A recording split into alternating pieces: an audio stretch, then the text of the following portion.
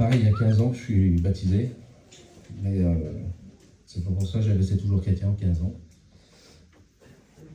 Je me suis baptisé un été, et puis à la fin d'été, j'ai été rejoindre ma compagnie d'hiver, et puis quand j'ai rejoint ma compagnie d'hiver, j'ai laissé tomber, parce que j'avais rien compris. Puis, quand je laissais tomber, j'ai vraiment laissé tomber, je suis parti dans le monde. Et quand je suis parti dans le monde, il y a eu des portes qui s'est ouvertes pour moi. À chaque fois que j'avançais plus dans le monde, à chaque fois il y avait des portes qui s'ouvraient, à chaque fois il y avait une chaîne qui venait s'envelopper sur moi. J'ai eu de la compagnie qui n'était pas à la gloire de Dieu, dans le monde. J'ai eu un métier qui n'était pas à la gloire de Dieu. J'ai pris des stupéfiants qui n'étaient pas à la gloire de Dieu aussi.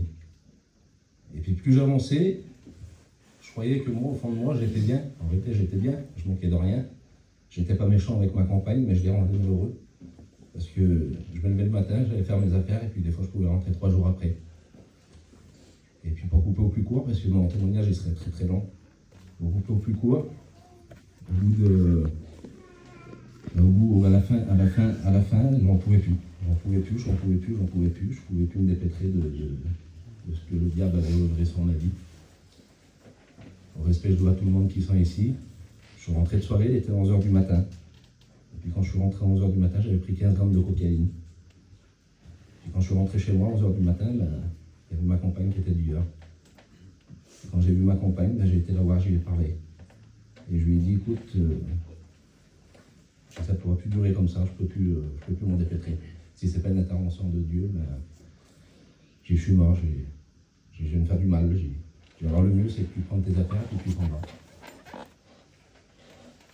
Et puis elle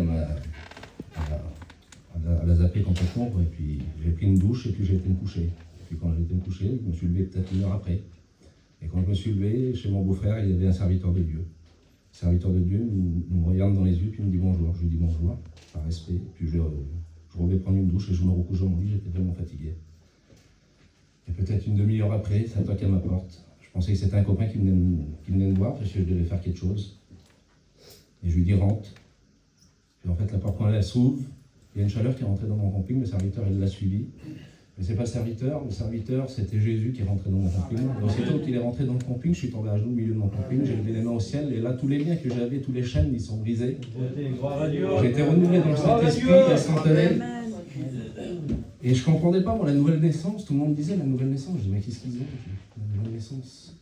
Il était un arbre, il pleurait. Quand je suis sorti de mon camping, j'y étais là, et puis je pleurais au secours. J'y étais mes petits, je pleurais au secours. J'ai ma petite, elle est mariée, elle a 21 ans, je ne l'ai pas vu grandir. Alors d'aujourd'hui, je profite à fond de mes petits.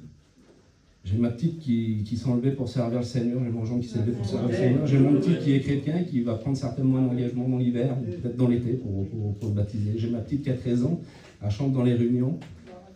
J'ai un foyer comblé en Dieu. Amen. Celui-là qui n'a pas fait d'expérience avec le Seigneur, qu'il en fasse une, ça ne sert à rien de traîner dans le monde. Le monde, il n'a rien à nous apporter. Que Dieu vous bénisse.